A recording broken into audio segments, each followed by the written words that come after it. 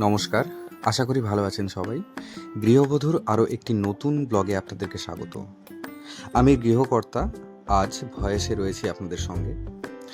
আপনারা জানেনই তো, আমার গিন্নি অর্থাৎ গৃহবধূ প্রতিদিনই আমাকে খুশি করার জন্য এবং আপনাদের সাথে শেয়ার করার জন্য কিছু না কিছু রান্না করেই চলেছে। কিন্তু আজ শুক্রবার রাত, তার উপর আবার দ্বিতীয় সপ্তাহ।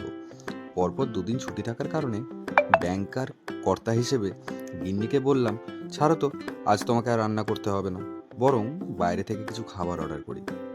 সেই ভিডিওই আজ আপনাদের সঙ্গে শেয়ার করতে চলেছি। চলুন তাহলে শুরু করা যাক।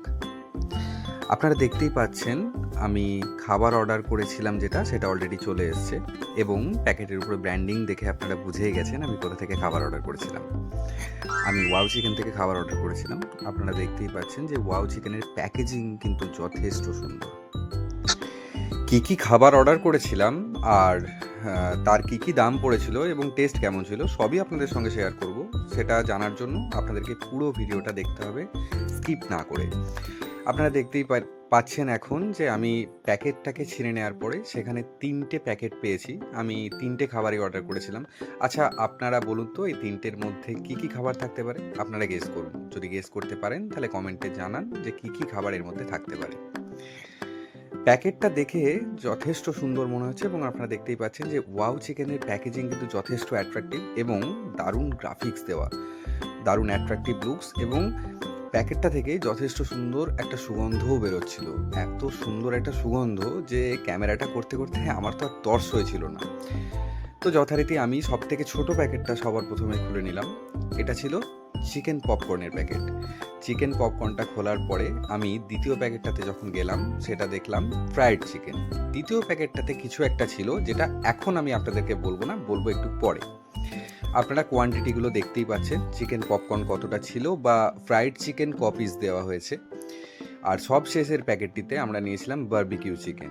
তো এই 3টে খাবারের টোটাল কত দাম পড়েছিল আপনাদের কি কোনো আইডিয়া আছে? যদি মোটামুটি গেস করতে পারেন তাহলে একটু কমেন্টে জানান দেখি। সব শেষে আমি তো আপনাদেরকে শেয়ার করে দেবই, তার জন্য পুরো ভিডিওটা দেখতে হবে আপনাদেরকে। তো যথারীতি আমি 4 পিস ফ্রাইড চিকেন অর্ডার করেছিলাম। আপনারা ফ্রাইড চিকেনগুলো দেখতেই পাচ্ছেন যে 4টে চিকেনের কীরকম কী সাইজ। এই বারবিকিউ চিকেনটা ছিল একটু ডার্ক সাইডের, কিন্তু এবার দেখতে হবে যে খাবারগুলোর টেস্ট কেমন। দেখতে এবং সুগন্ধ অনুযায়ী তো খাবারগুলো খুবই সুন্দর, কিন্তু এবার দেখা যায় খাবারের টেস্টগুলো কেমন।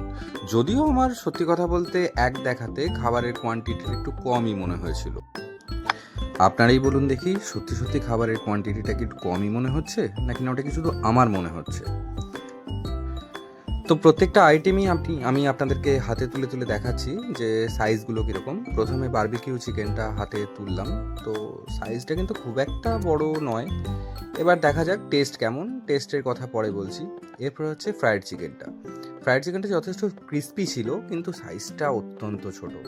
মানে আপনারা যদি KFCর সঙ্গে তুলনা করেন তাহলে কিন্তু যথেষ্ট ছোট।